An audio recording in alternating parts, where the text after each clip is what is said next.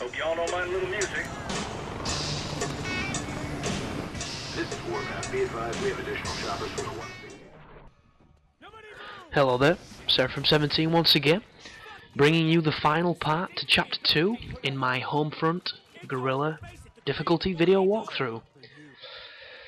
And right now the shit has hit the fan. So Arnie betrays you, and it goes into this lovely, anticlimactic slow motion, and on your left there's two guys that you have to clean up with your pistol. So once you come back in, clean them up, there you go, and then follow exactly what I do. If you run up these stairs, the first thing you will see is, I think it's an M4 or an M16.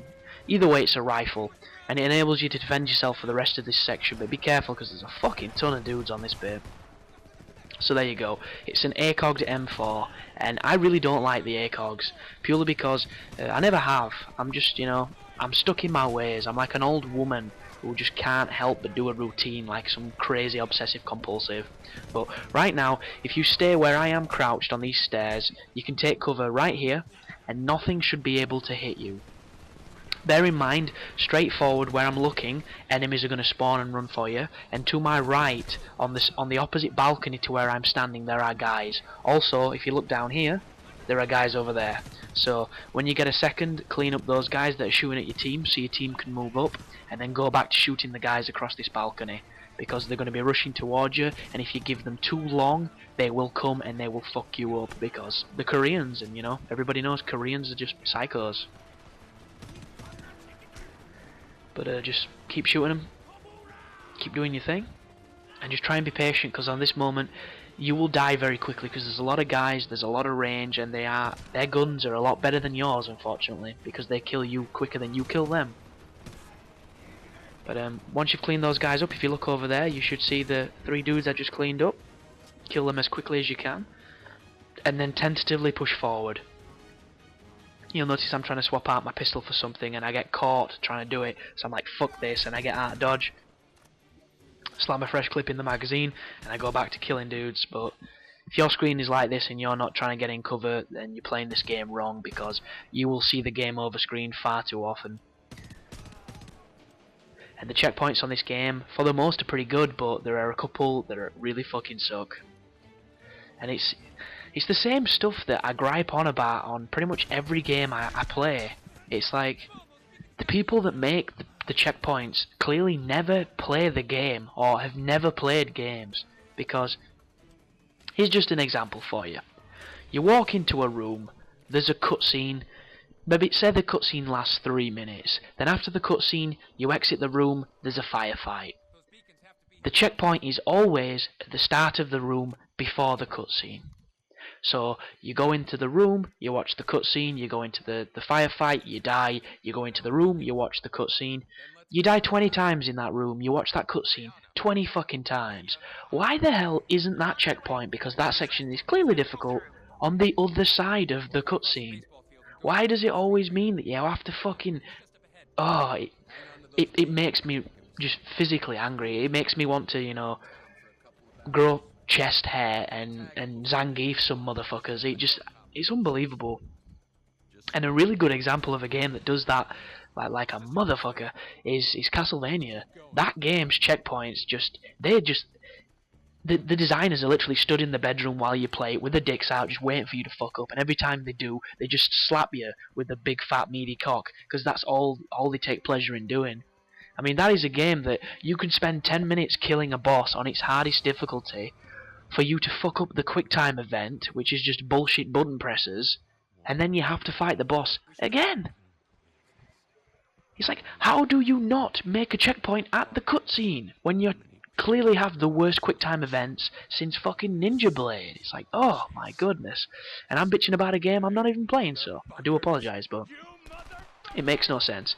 Anyhow, back in the Homefront universe, we've just gone on to this baseball field, the diamond for the baseball, and it's a mass grave. So they're using the diamond as a mass grave, and for anybody that's patriotic and lives in America, that's probably not gonna, work you the right way. So, like any proud American, the dude goes nuts and kills the Koreans, and then we have to push around here and get rid of the towers. So once again, you've got the light machine gun, so this is where it really shines. the best thing to do here is to just keep your distance, use as much cover as possible so that you don't get took down, and just keep pushing up, being conservative, playing defensive, and just don't make too many risks, because when you try and rush this game, it doesn't work, you just die. And look at this gun, dude. This gun fucking rapes. It's like firing Chuck Norris's. It doesn't give a shit. It really doesn't. It just murders people. The only problem that you'll ever have the only times you'll ever have problems, should I say, is when you can't quite get the bounce from the recoil to sit on the guy you're trying to shoot. And it's generally only at long range where you can have those awkward moments where you're trying to take a guy out and it just doesn't work. But for every other opportunity, you're just nailing dudes. And right now, oh god, the grenade indicator on this game fucking sucks. It's like, grenade indicators are generally a good thing.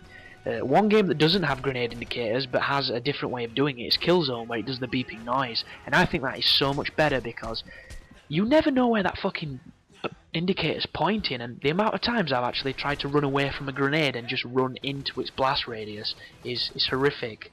It's like if I got money for every time I've been killed by a cheesy grenade, I could retire and you'd never have to hear my voice ever again. So, if you're a hater, that sounds like a fucking fantastic idea. If you enjoy what I'm doing, then you're probably going to be like, no! But, once you push onto the side of this bush, you'll notice there's that big blue light. And no, this is not Skyline. So this is not, you know, a pretty weak sci-fi, like, handycam horror. That just means that one of those turrets is aiming at you. So the best thing to do is to just keep eking your way out, cleaning up the dudes, and as soon as it looks away, bomb across the expanse and get closer to it. Because as soon as we get in range, we can grenade it and the thing will go down. And when you kill both of them, that is effectively the end of Chapter 2. So if I were you, I'd get all the Mel Gibson references you can out of your system, because this will probably be the last opportunity that you can quote some Braveheart. And just always be careful, because there are times on this game when it looks safe and you'll rush out of cover and there'll be a one cheesy fucking dude who just pops up and just murders you. And it happens a lot, especially if you're impatient, because you can't run through this game and just, you know, rush the tits off it, because it'll just punish you.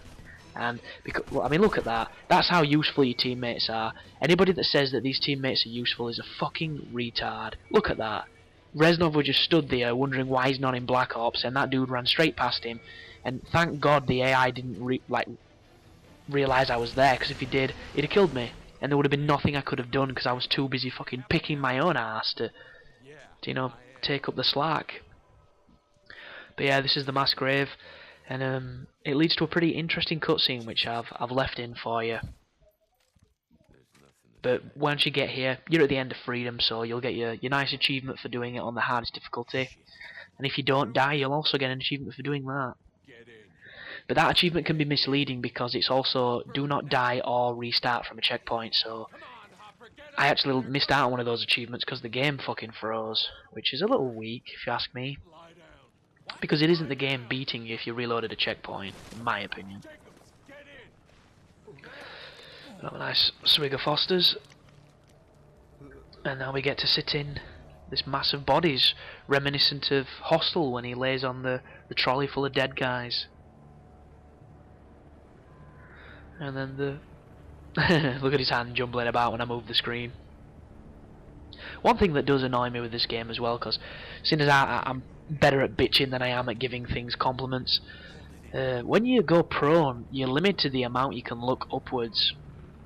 And don't get me wrong, this is pretty much a case in every game when it comes to laying prone, but on this game it really seems to matter, because the amount of times when I've tried to lay prone, look upwards and throw a grenade over cover, only for the grenade not to make it over cover, yeah, once again I would have quite the fortune behind me if I got money for those moments.